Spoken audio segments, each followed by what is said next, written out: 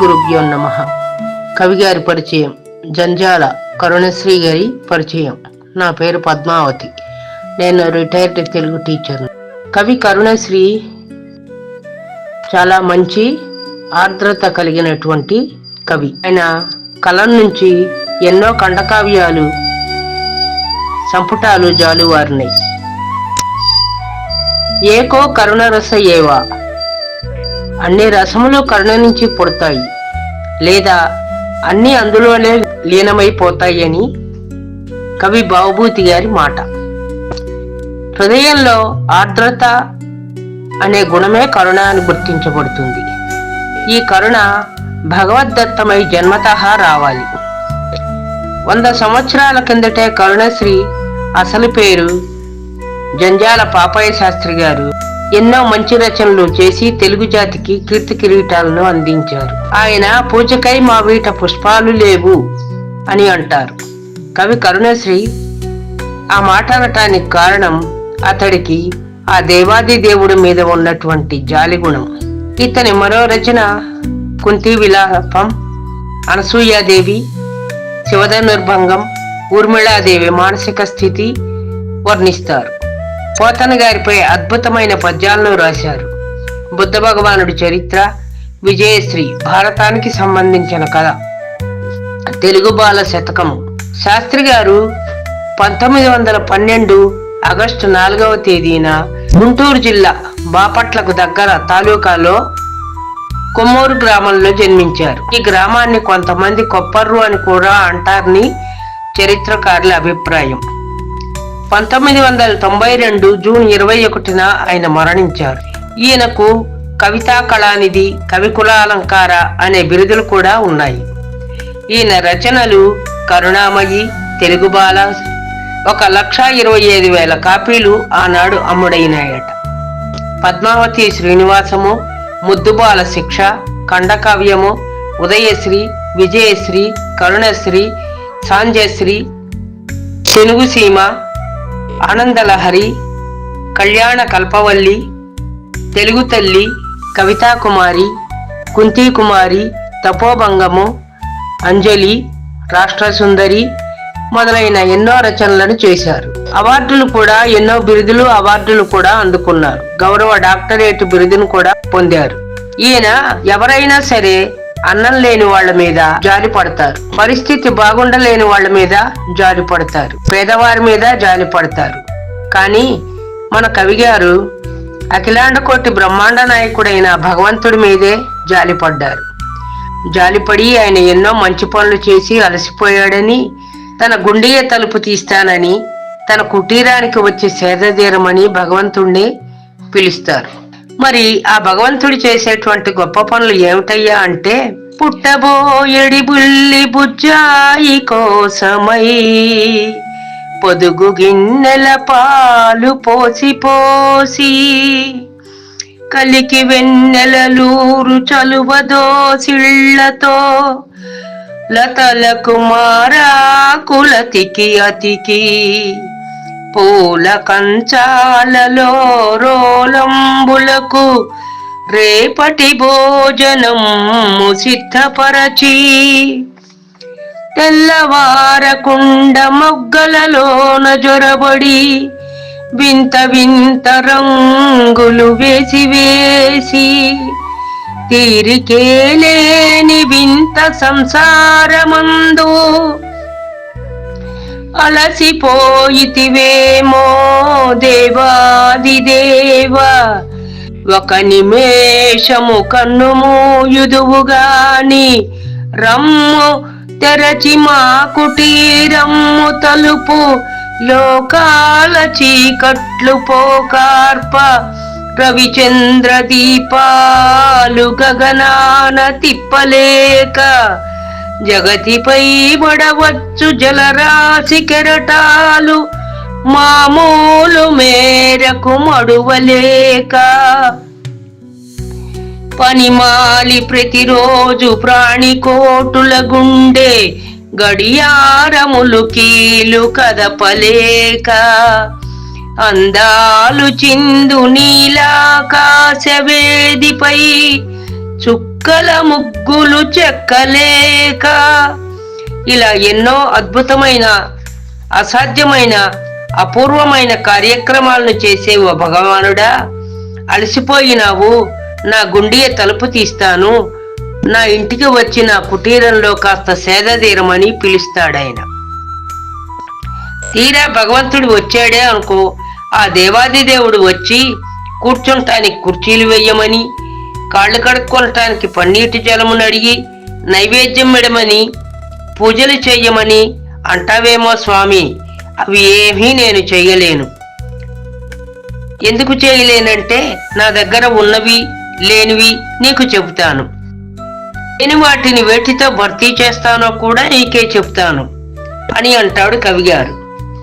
అంతటితో ఆగక భగవంతుడితో, కూర్చుండ మా ఇంట కుర్చీలు లేవు, నా ప్రణయాంకమే సిద్ధపరచనుంటి, పాద్యమునిడ మాకు పన్నీరు లేదు, కన్నీళ్లతో కాళ్ళు కడగనుంటి, పూజకై మా వీట పుష్పాలు లేవు, ప్రేమాంజలులు సమర్పింపనుంటి, నైవేద్యమిడ మాకు నారికేళము లేదు, హృదయమే చేతికందీయనుంటి అంటూ ఆయన భగవంతుడికి ఒక అవకాశాన్నిచ్చి తన ఇంటికి రమ్మని పిలుస్తాడు.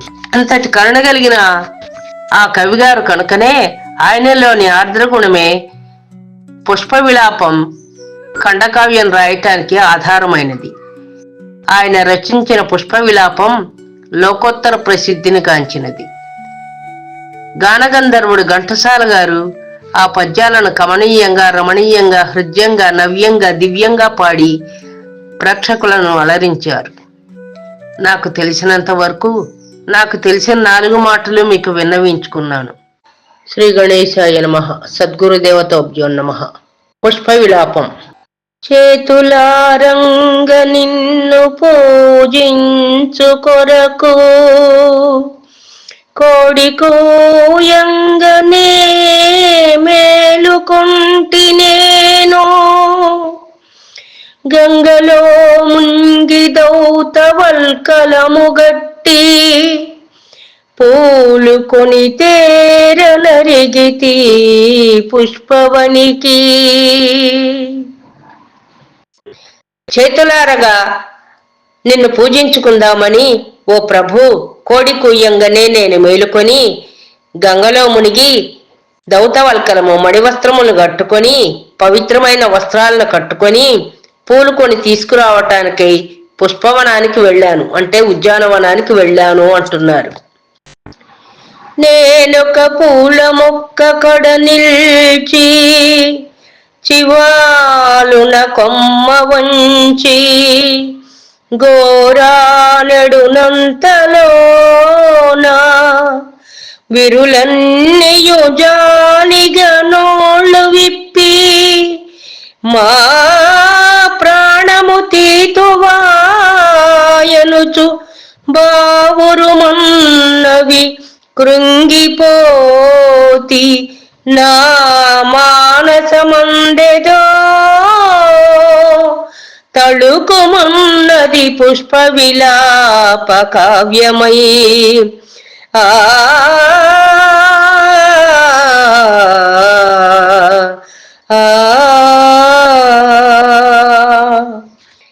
రెండవ పద్యం తాత్పర్యం.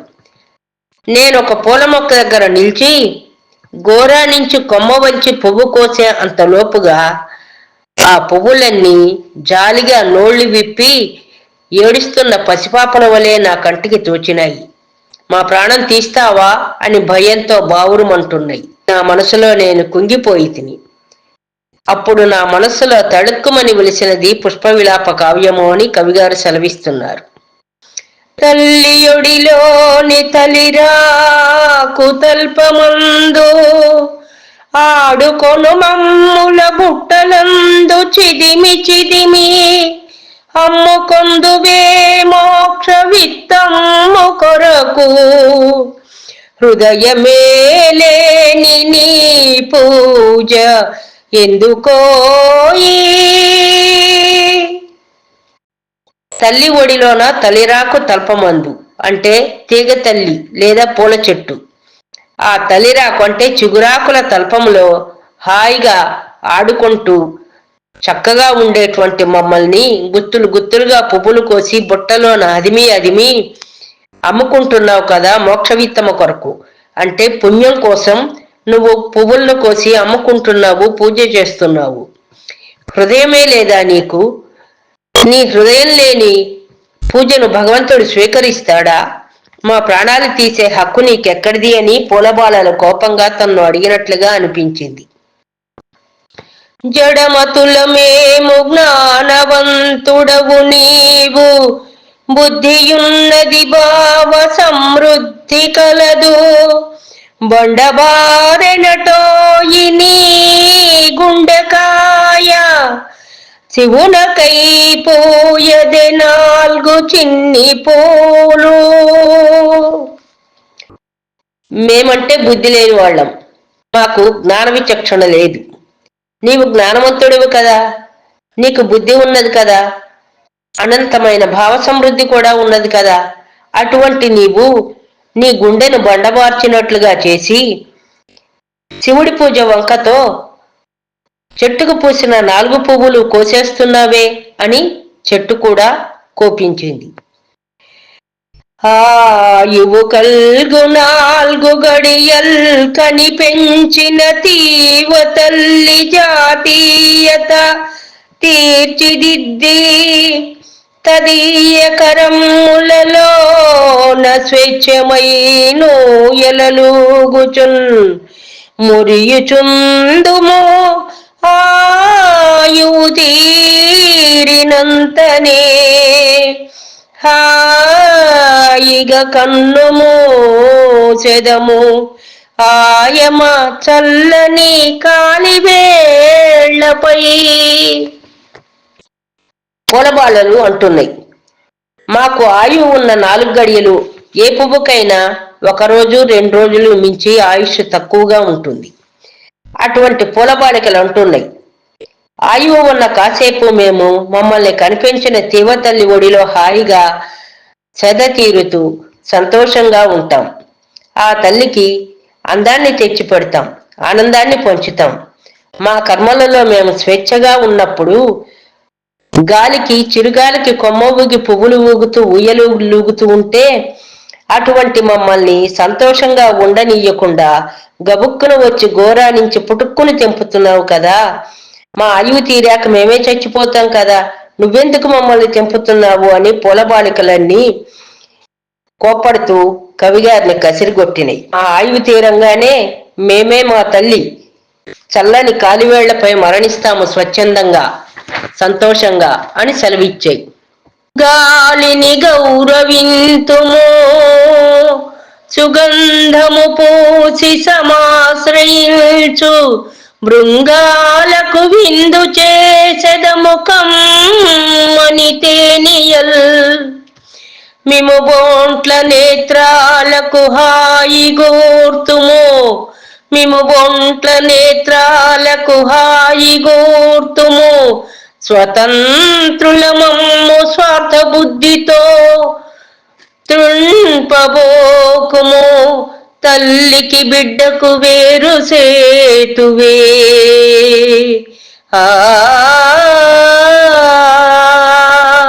తల్లికి బిడ్డకు వేరు సేతువే. పూలబాలలు అంటున్నాయి, మేమేం చేస్తాం అనుకున్నావు? గాలిని గౌరవిస్తాం, మా యొక్క సుగంధాలను అందరి ముక్కుపుటాలకు అందించి అలరిస్తాం. ఎక్కడో ఉన్న బృంగాలు మా వాసన కోసం, మా పూపొడి కోసం వస్తాయి. మాలో ఉన్న పువ్వుదేనెలను అవి స్వీకరిస్తాయి. మిమ్ముబోంట్లను అంటే మీ వంటి వారికి మమ్మల్ని చూసి ఆనందపడేలాగా చేస్తాము, చక్కని భావన సంపదనిస్తాము. మేము స్వతంత్రంగా జీవిస్తున్నాం. అటువంటి మమ్మల్ని స్వార్థబుద్ధితో నీవు తాళుము, తుంపబోకు, ఆగవయ్యా ఆగు, మమ్మల్ని తుంపకు, తల్లికి బిడ్డకు వేరు చేస్తావా అని ప్రశ్నించాయి. ఆత్మసుఖము కోసము అన్యుల గొంతులు కోసి తెచ్చు పుణ్యాత్ముడా నీకు మోక్షమెటులబ్బును. నెత్తురు చేతి పూజ విశ్వాత్ముడు స్వీకరించునే. చరాచరవర్తి ప్రభుండు మా పవిత్రాత్మలనందుకోడే.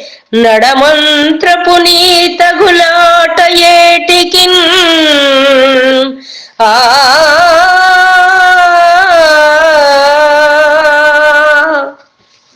నీ ఆత్మసుఖం కోసం పక్కవాళ్ల గొంతులు కోసి తెచ్చుకునే పుణ్యం ఎందుకయ్యా? మమ్మల్ని చంపేసి మేము ఉసూరుమంటూ ఉంటే ఆ పాపంతో తెచ్చుకున్న పుణ్యం నీకెందుకు? నీకు మోక్షం ఎలా ఇస్తాడా భగవంతుడు? ఇవ్వడు కదా.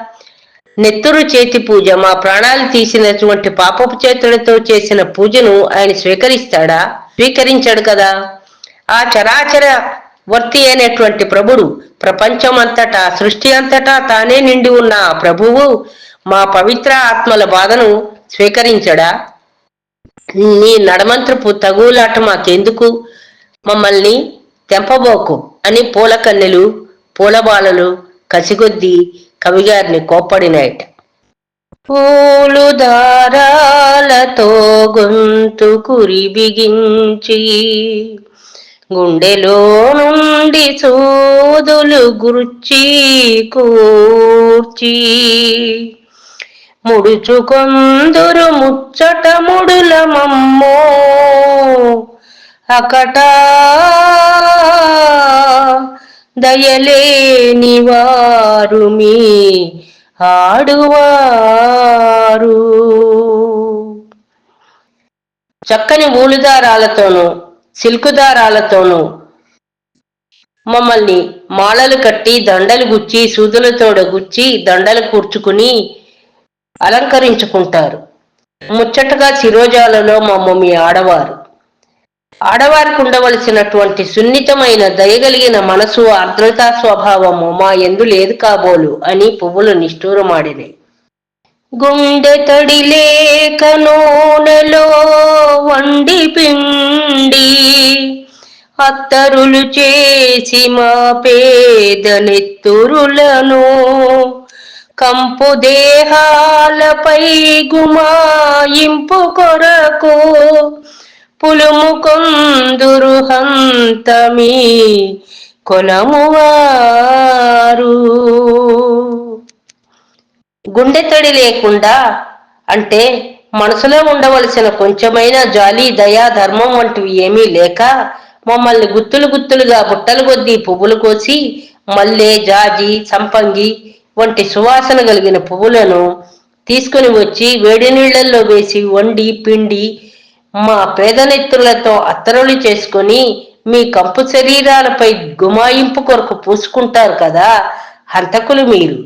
మీ కులము వారంతా హంతకులు అని మానవ కులాన్ని పూబాలలు నిందిస్తున్నాయి.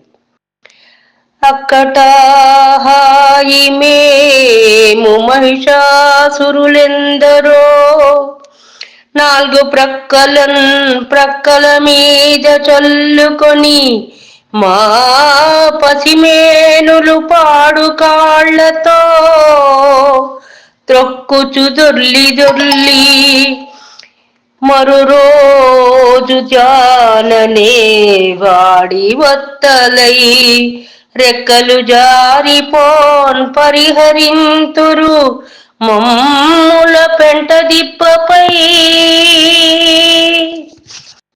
మేము సున్నితంగా ఉండే పూలబాలికలము. మా సుకుమారాన్ని మహిషాసురుల వంటి అంటే మానసికంగా దుర్మార్గమైనటువంటి మానవులు పక్కల మీద జల్లుకుని పూమాలలు అలంకరించుకుని వారి పాడుకాళ్లతో మమ్మల్ని తొక్కి తొక్కి మా రూపలావణ్యాలన్నిటినీ కొల్లగొట్టి మేము వాడిపోయిన తరువాత రెక్కలు ఊడిపోయి మా రూపం కోల్పోయిన తరువాత మమ్మల్ని పెంటదిబ్బల పాలు చేస్తారు. మా వెలలేని ముక్త సుకుమార సుగంధమరంద మాధురీ జీవితమెల్లా మీకై త్యజించి కృషించి నశించిపోయే మా యవ్వనమెల్ల కొల్లగోసి ఆపై చీపురుతోడ చిమ్మి మమ్మావల పారబోతురు గదా నరజాతికి నీతియున్నదా. మా వెళ్ళలేనటువంటి సుకుమార సుగంధ మరంద మాధురి జీవితము అంటే అందమైన, సుకుమారమైన, సున్నితమైన, సుగంధపూరితమైన, మకరందంతో మాధుర్యంతో ఉన్నటువంటి మా జీవితాలను మీకై త్యజించి మేము కృషించి నశించిపోతున్నాము. ఆ యవ్వనాన్ని కొల్లగొట్టిన తరువాత మమ్మల్ని చీపురుతోడ చిమ్మి దూరంగా పెంటకుప్పల మీద పారపోస్తారు కదా, అసలు మీ నరజాతికి కొంచెమన్నా నీతి ఉన్నదా అని పూబాలలు ప్రశ్నిస్తున్నాయి. బుద్ధదేవుని భూమిలో పుట్టినావు, సహజమగు ప్రేమ నీలోన చచ్చెనేమి, అందమును హత్య చేసడి హంతకుండా మైల పడిపోయెనోయ్ నీ మనుజ జన్మ.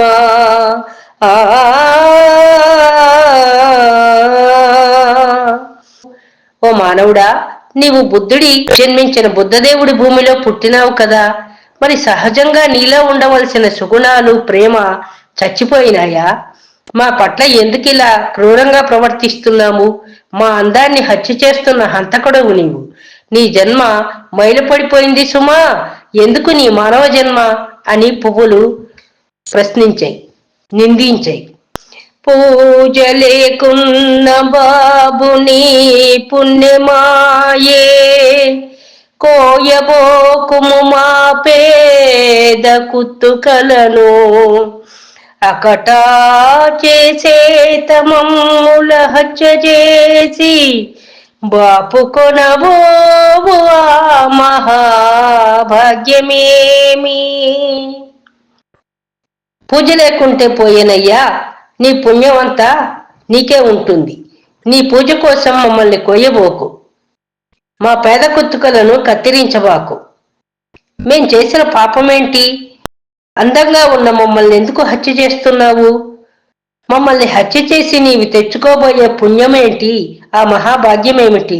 వదిలిపెట్టవయ్యా మమ్మల్ని, ఆయుష్యున్నంత వరకు మమ్మల్ని బతకనియ్యని పూబాలలు బతిమాలుకుంటున్నాయి. ఇట్లు పుష్పాలు నన్ను చివాట్లు పెట్టి నట్లుగా పూలు కోయ చేయడలేదు,